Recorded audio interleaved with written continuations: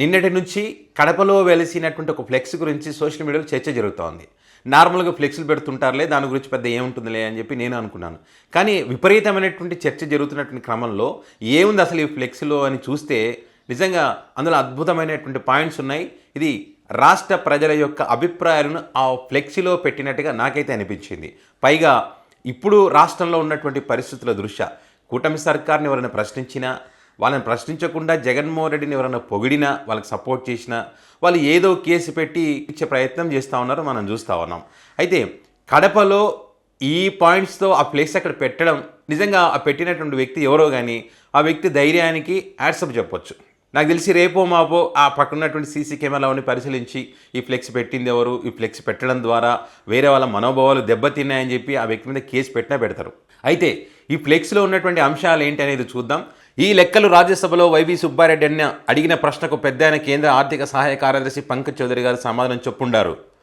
రాజ్యసభ సాక్షిగా గత 5 ఏళ్లలో జగన్ సృష్టించిన సంపద అన్నా కరోనా లాంటి పరిస్థితులు ఎదుర్కొని కూడా అన్నింట్లో కలుపుకుని 2018-2019 ఉన్న సంపదకు రెట్టింపు లెక్కలు సృష్టించి ఉండలే జగను. 2018-2019 నాటికి రాష్ట్ర జిఎస్డిపి 7.9 లక్షల కోట్లుగా ఉంటే 2023-24కి రాష్ట్ర జిఎస్డిపి 12.91 లక్షల కోట్లకు చేర్చిపెట్టిండే మన జగను. జిఎస్డిపి అంటే ఏందో అనుకుంటున్నారా మీరు?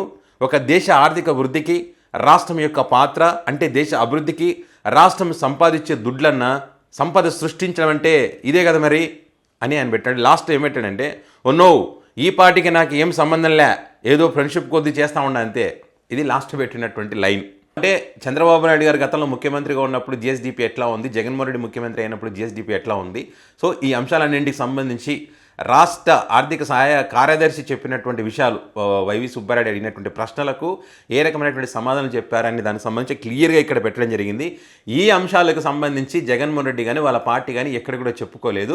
ఎన్నికల ముందు కానీ ఎన్నికలు అయిన తర్వాత కూడా కానీ చెప్పుకోలేదు.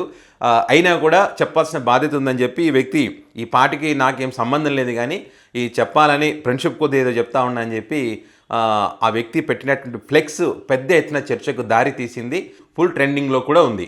ఏదో ఉట్టి లెక్కలేదు అక్కడ టైప్ చేసి దాన్ని ప్రింట్ చేసి తీసుకొచ్చి 2 బొంగులు కట్టి అక్కడ కట్టలే దీన్ని. రాష్ట్ర ఆర్థిక సహాయ మంత్రి వీటికి సంబంధించినటువంటి డాక్యుమెంట్ కూడా ఈ ఫ్లెక్స్లో పెట్టడం జరిగింది. సో పూర్తి ఎవిడెన్స్తో ఈ ఫ్లెక్స్ కడపలో పెట్టడం గురించి పెద్ద ఎత్తున కడపలో కానీ రాష్ట్ర వ్యాప్తంగా కూడా పెద్ద ఎత్తున చర్చ జరుగుతుంది. సోషల్ మీడియాలో పోస్ట్ పెడితే ఎట్లా ఉంటుందో తెలుసు కదా. పైగా ఇప్పుడు ఉన్నటువంటి పరిస్థితుల్లో పెట్టడం వల్ల ఇది ఇంకా ఎక్కువ చర్చకు దారి తీసినటువంటి పరిస్థితి. వాస్తవానికి జగన్మోహన్ రెడ్డి ఎంతసేపు ఉన్న బటన్ నొక్కానని చెప్పాడు కానీ సంక్షేమ పథకాలకు సంబంధించి, రాష్ట్రం యొక్క ఆర్థిక పరిస్థితికి సంబంధించి ఏ రకంగా జిఎస్డిపి పెంచాము, అభివృద్ధి కార్యక్రమాలు ఏ రకంగా చేస్తామో వాటి గురించి చెప్పుకోలేదు. వాటికి సంబంధించి ఇప్పుడు వేరే వాళ్ళ పార్టీకి సంబంధం లేకపోయినా కూడా చెప్తున్నామని చెప్పి ఈ రకంగా ఫ్లెక్సీలు వెలుస్తూ ఉన్నాయి. సో ఈ ఫ్లెక్సీ పైన మీ అభిప్రాయాన్ని కామెంట్ రూపంలో పెట్టండి.